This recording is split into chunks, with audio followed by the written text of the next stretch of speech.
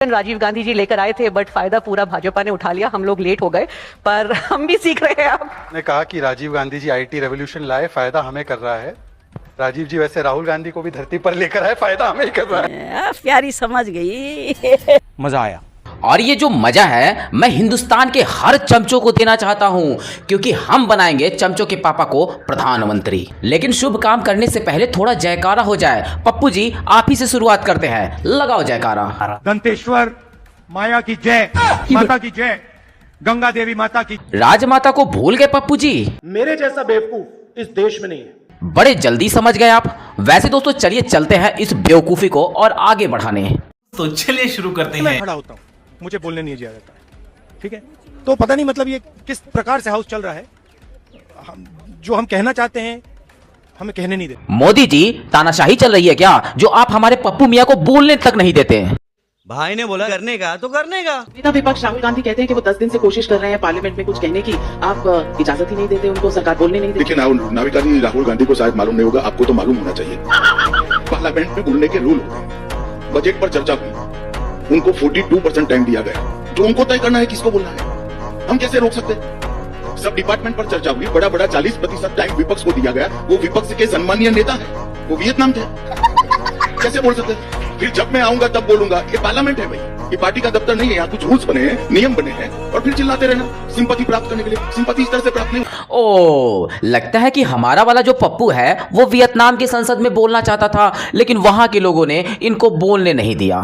वैसे पूरी दुनिया की सरकारों से हमारा अनुरोध है, निवेदन है, रिक्वेस्ट है कि हमारे पप्पू मियाँ को बोलने दिया करे, चाहे वो जहां भी बोले।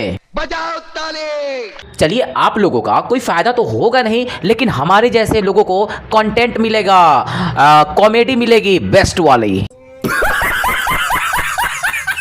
कांग्रेस पार्टी में नेताओं की कमी नहीं है। District level, block level, senior level नेता हैं, बबरशेर हैं,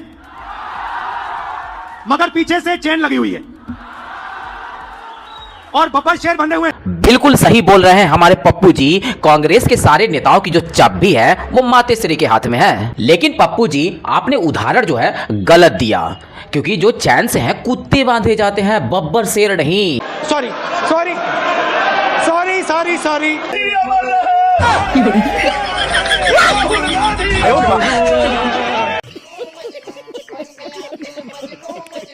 ओ हमारे रजऊ के उमर 70 पार सखिया, ए जी कैसे होई विकसवा हमार सखी। अरे होई हमार रसीली भौजी, बिल्कुल विकास होई हमारे नेहा भौजी। एक बार मौका देकर तो देखिए, विकास, विनोद, कलीम, सलीम, फर्नांडिस सबकी लाइन लग जाएगी, सब कुछ हो जाएगा, और नाम तुम्हारे उस 70 साल के रजऊ का ही होगा। इनके रजऊ का उम्र 70 पार भैया, ओ इनके रजऊ का उम्र 70 पार भैया, नहीं उनका के मनी है भतार भैया, अब तो दूसरे से करी है निकाह भैया। तो दोस्तों आप लोगों में से कितने लोग इनका मदद करना चाहते हैं? इनके जो रजऊ हैं वो 70 साल के हो चुके हैं, उनका वाला काम नहीं कर रहा। अच्छा। तो हेलो दोस्तों, मैं अभय नागवंशी चेंजोलक, जीरो से हीरो तक में आपका स्वागत है।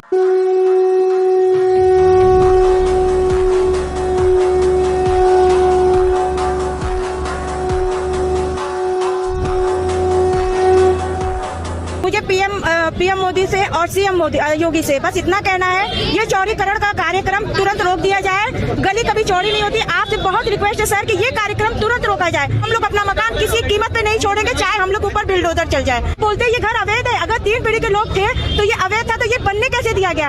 अधिकारियां आते हैं, धमकी देकर जाते हैं, कोई नोटिस नहीं। 2 घंटे में मकान खाली करिए। 4 लोग की फैमिली है, 2 घंटे में मकान खाली करिए, 14 दुकानें खाली करिए। बाप का राज चल रहा है क्या? ये बता दीजिए। आनंद फानंद 2 घंटे में कौन मकान खाली कर सकता है? आप बता। मेरी बेगम को घंटे से तकलीफ है, मतलब 2 घंटे से तकलीफ है कि हमारा कोठा आखिर क्यों 2 घंटे में टूट रहा। कृपया इनका घंटा बढ़ाया जाए, 2 से 4 कर दिया जाए, क्योंकि मैं बेगम समझ सकता हूं आपकी तकलीफ। भाई ऐसे ही 2 दर्जन बच्चों को इकट्ठा करना, पहचान करना कौन अपना वाला है कौन मौलवी साहब वाला है, तकलीफ तो होती ही होगी। अच्छा, लेकिन मेरी प्यारी बेगम, आपको किसने बता दिया कि गली का चौड़ीकरण नहीं होता?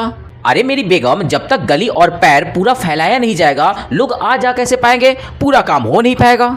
जोर जोर से बोल के लोगों को स्कीमें बता दे। फिर तुम बोलोगे कि छुआ के छोड़ दिया, हमसे ना हो पाएगा बेगम। पैर तो आपको फैलाना होगा, गली का चौड़ीकरण होगा ताकि आप पैर फैला सकें, आराम से बैठ सकें। दोस्तों, यह पूरा मामला वाराणसी के दाल मंडी का है, जहां आसपास के अवैध गलियों को तोड़ा जा रहा। मुआवजा उन्हीं को मिल रहा जिनका वहां मकान है, जिनका नहीं है उनको घंटा मिलेगा, और इसी घंटे से हमारी बेगम को तकलीफ है। ये तो लेटेस्ट न्यूज है। सुनने में आया है कि अब समाजवादियों के ऊपर भी ईडी सीबीआई इनकम टैक्स होने जा रहा है। तो क्या रामराज यही है कि चुनाव जिस स्टेट में आ जाएगा वहाँ पर अपनी एजेंसीज को एक्टिव कर देंगे? नमाजवादियों पर नहीं भाईजान, अवैध कब्जाधारियों पर, माफियाओं पर, गुंडों पर कार्रवाई हो रही है, और ये सभी हमारे समाजवादी पार्टी से ही निकल रहे हैं। तो इसमें योगी बाबा की क्या गलती, सीबीआई की क्या गलती? समाजवादी पार्टी की तरफ से मांग करता हूँ कि जो माफिया है उन पर बुलडोजर चलना चाहिए। अगर वो समाजवादी पार्टी का है, कालीन भैया, कोडीन भैया, जितने लोग हैं उन सब पे बुलडोजर चलना चाहिए। मिट्टी में मिला देंगे। लगता है भाईजान 4-5 विकेट गिरवा कर ही मानेंगे, क्योंकि यही भाईजान है जो योगी जी को भड़काए थे मुख्तार और अतीक मियां के बारे में। और फिर वही दोबारा कांड कर रहे हैं, एक्शन लो, बुलडोजर चलाओ। हमारे योगी बाबा तो वही ढूंढते हैं मौका। ये बड़ी अच्छी बात कही आप। प्रारंभिक जांच में सामने आया है कि उससे जुड़े हुए जिन अभियुक्तों को एसटीएफ या यूपी पुलिस की कार्रवाई में पकड़ा गया है, उनके कुछ संबंध समाजवादी पार्टी से सामने आए हैं, और समाजवादी पार्टी जो अपने कार्य के अनुरूप जिसका जो बदनाम हो चुकी है और पहले से कुख्यात है, इस पूरे मामले में भी उसकी संलिप्तता आएगी, क्योंकि एसआईटी, एक राज्य स्तर की एसआईटी इस पूरे मामले की निगरानी कर रही है। जो सपा प्रमुख के द्वारा कहा जा रहा है, ये वही स्थिति है कि यही कसूर मैं बार बार करता रहा, धूल चेहरे पर थी और आईना साफ करता रहा। यानी फोटो इनकी है उन माफियाओं के साथ, तो स्वाभाविक रूप से अवैध लेन देन में भी संलिप्तता कहीं ना कहीं बिल्कुल आएगी। तो नमाजवादियों की जाएगी, बल्कि पूरी पार्टी जाएगी। बुलडोजर का विरोध जनाजे में शामिल होने जैसे अतीक के जनाजे में गए थे। दोस्तों, हमारे योगी बाबा और अखिलेश मियां में जुबानी जंग जारी है, और हमारे योगी बाबा ने जो फोटो होने की बात कही थी, जो फोटो होने का दावा किया था, आइए आप लोगों को भी सुनवाते हैं।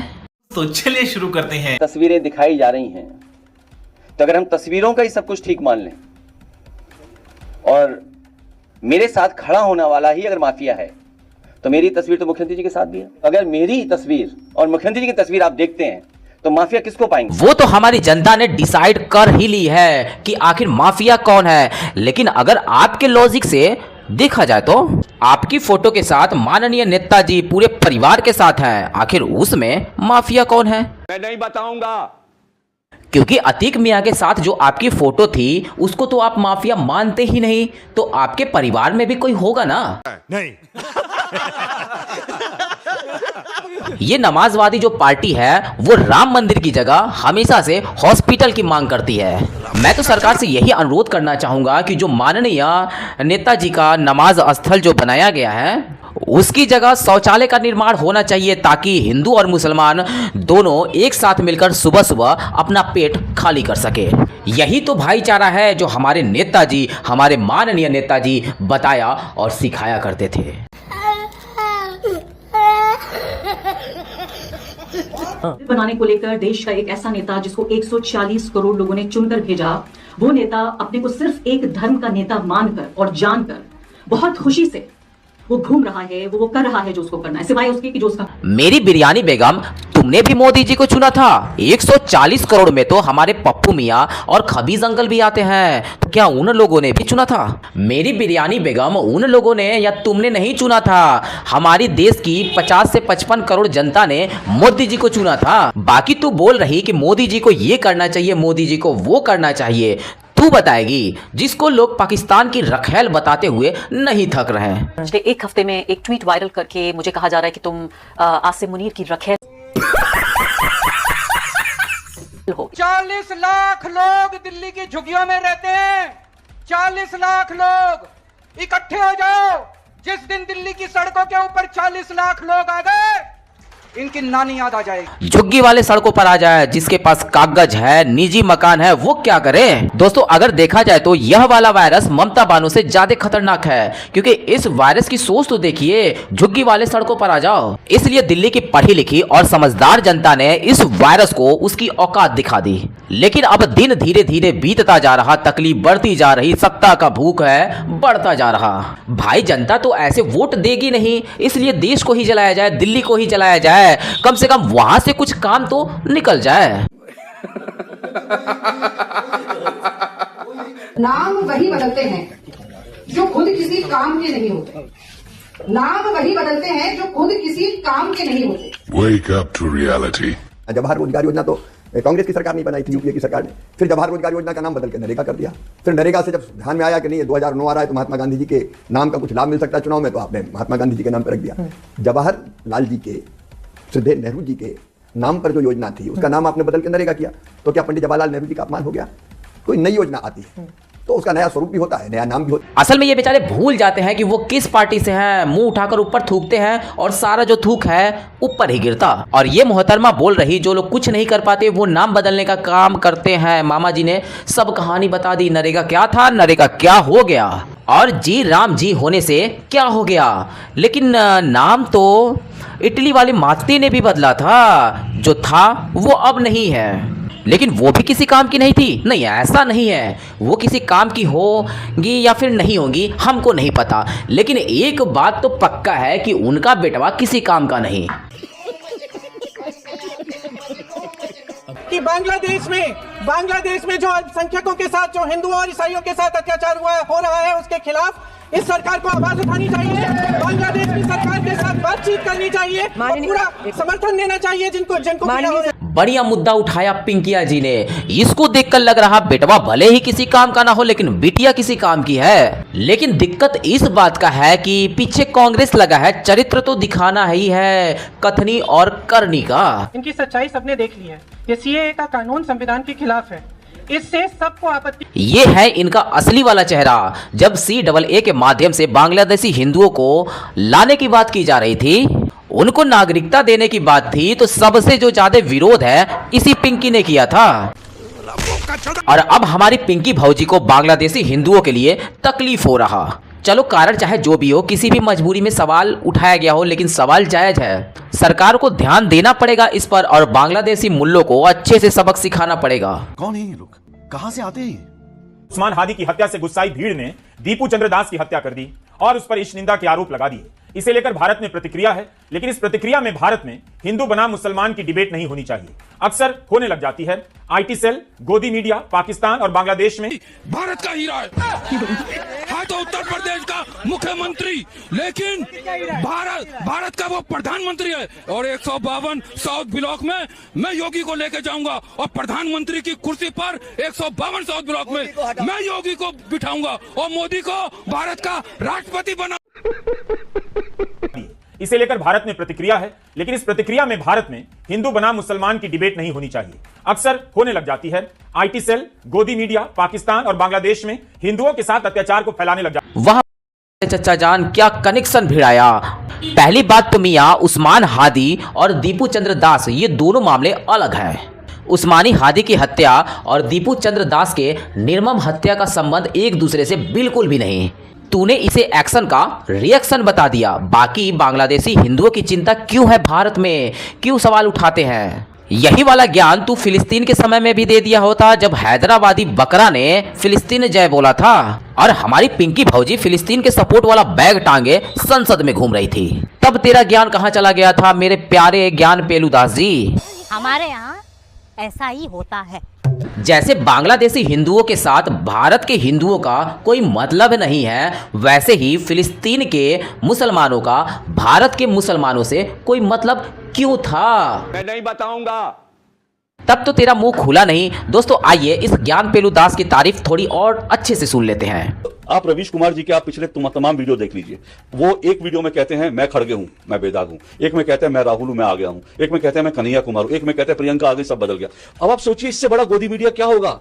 रवीश कुमार तो आज कांग्रेस की गोद में बैठे, मतलब कांग्रेस का अगर एक कोई छोटा सा नेता भी निकल कर आएगा, रवीश कुमार उस पर आधे घंटे की वीडियो पेल देंगे और उसको ऐसे दिखाएंगे जैसे शहनशाह आलम, मतलब एक चाटुकार होते थे ना शहनशाह पुराने जो अकबर और ये सब लोग, इनके यहाँ नवरत्न के चाटुकार होते थे। तो इस तरह के नवरत्न चाटुकार लोग हैं कि हर वीडियो में कांग्रेस के एक नेता की बढ़ाई करनी। बिल्कुल श्रीवास्तव जी, करनी ही पड़ेगी, वरना जो दरबार है, पप्पू का जो दरबार है, बंद हो जाएगा।